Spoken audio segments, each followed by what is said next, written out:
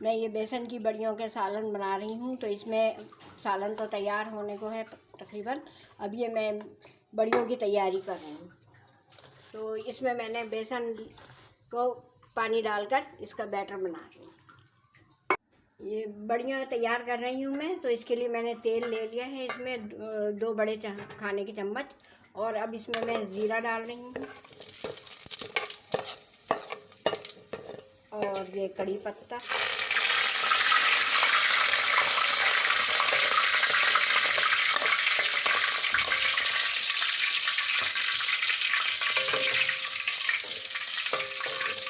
یہ میں بیسن کی بڑیاں بنا رہی ہوں، تو لائٹ چلی گئی تھی اس لیے مسائل پیدا ہو گئے.